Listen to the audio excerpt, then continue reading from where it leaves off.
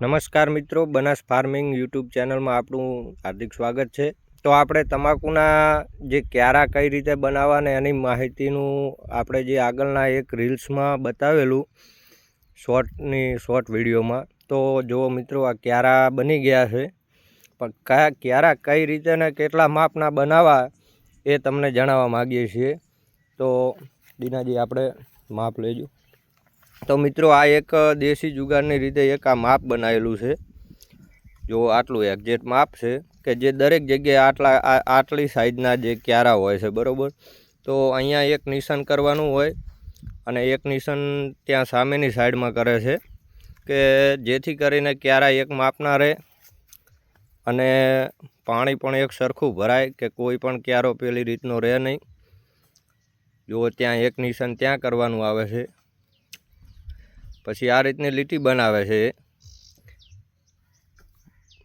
બરાબર। તો અને એની ઉપર પાળી ચડાવવામાં આવે છે।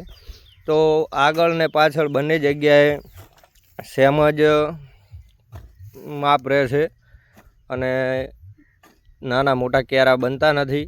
હવે આની અંદર જે એક મેન વસ્તુ છે કે જો કે જે આ અહીંયાથી જે માટી લે છે, તો એ માટીની અંદર એની પછી આની અંદર ડીએપી નાખી પૂંખી દેવાનું।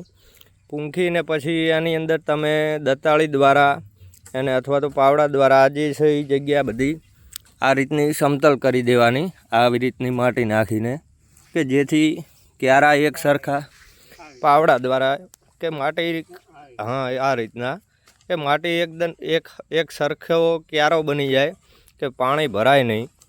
જો એ જગ્યાએ પાણી ભરાશે તો ખાડો રહેશે, ખાડાના કારણે પાણી ભરાવાથી એની અંદર ફૂગ લાગવાના પ્રશ્નો થશે અને તમારો રોપ ઉતરવાના પ્રશ્નો રહેશે, એટલે ફેલ થશે।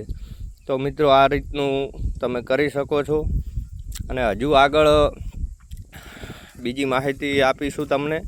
અમારા હંગાથે જોડાયેલા રહો અને અમારી યુટ્યુબ ચેનલ બનાસ ફાર્મિંગને ફોલો કરો, સબસ્ક્રાઈબ કરો અને લાઈક કરતા રહો મિત્રો।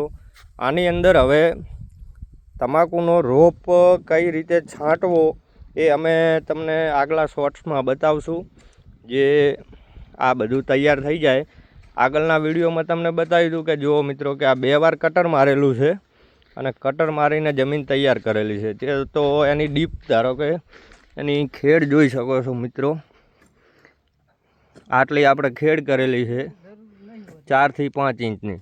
તો રોપ બનાવવામાં બહુ ખેડની જરૂર નથી હોતી, ખાલી ઉપર હોય તો પણ ચાલે છે, બરાબર। અને એક બીજું કે વરસાદનું વાતાવરણ હોય તો જુઓ, એક બાજુ આ પણ નેક છે અને એક પેલી બાજુ પણ આપણે એક નેક બનાવેલી છે।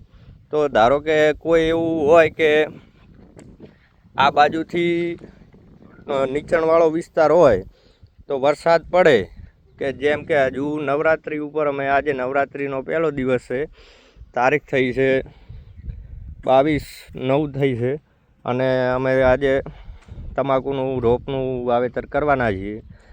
તો સપોઝ ધારો કે વરસાદ આવે છે તો એને બીજી નેક દ્વારા પેલી સાઈડ જે ઢાળ છે થોડો, તો એ બાજુ એનું પાણીનો નિકાલ કરી શકાય અને આ રીતે તમે એનું પરફેક્ટ મેનેજમેન્ટ કરી શકો છો। અને એક પ્લસ પોઈન્ટ અમે બનાવ્યો છે કે જો તમે આ ઝાડ છે તો ઝાડનો છાંયડો આવે છે, તો ધારો કે ઠંડી પડતી નથી ને તડકો રહે છે તો એનું થોડુંક છાંયડાનો પણ આપણને લાભ મળશે અને તડકો ઓછો લાગશે। બપોર પછી તડકો થોડો થશે એટલે ત્યાં સુધી જે આપણને ઠંડક મળવી જોઈએ એ પણ મળી રહે અને કમ્પ્લીટ છોડ હેલ્થી રહે। અને તડકાના કારણે શું છે કે મિત્રો, ગઈ સાલ રોપ બળી ગયા હતા। જો તમે જોઈ શકો છો, આ માપ લે છે, આ પાળી ઉપર આ રીતની દંડી લાકડાની રાખે છે અને આ રીતનું લીટું લે છે, એટલે વચ્ચોવચ્ચ આપણને પાળી આવી જાય। જુઓ કેવી સીધી પાળી આવે છે, આ પણ જોઈ શકો છો, એક્ઝેક્ટ માપ આવે છે મિત્રો। તો આ રીતે તમે માપ લઈને કરી શકો છો। અમારે આ અડદ છે, અડદની અંદર ક્યાંક તમે જુઓ છો તો પાણી ભરાવાના કારણે અડદ બળી ગયેલા આની અંદર અડદ વાઢીને આપણે તમાકુ કરવાની છે, તો એ પણ તમને કહી દઉં કે ક્યારે તમાકુ કરીશું અને ક્યારે અડદ વાઢવાના છે. તો અડદ વાઢી અને કમ્પ્લીટ રોપ 1 મહિનો 20-25 દિવસ જેવા થાય પછી જ આપણે એની અંદર રોપનું વાવેતર કરવાનું, રોપને ટ્રાન્સપ્લાન્ટ કરવાનો છે. મતલબ કે અહીંયાથી લઈ અને અહીંયા આપણે લગાવવાનો છે, અને કેટલું માપ છે એ બધી માહિતી તમને આપીશું. તો મિત્રો, વધુ જાણકારી માટે અમારી ચેનલમાં જોડાયેલા રહો અને લાઈક એન્ડ શેર કરતા રહો. બનાસ ફાર્મિંગ યુટ્યુબ ચેનલ આપણી ચેનલનું નામ છે, તો સપોર્ટ કરતા રહો મિત્રો. Thank you.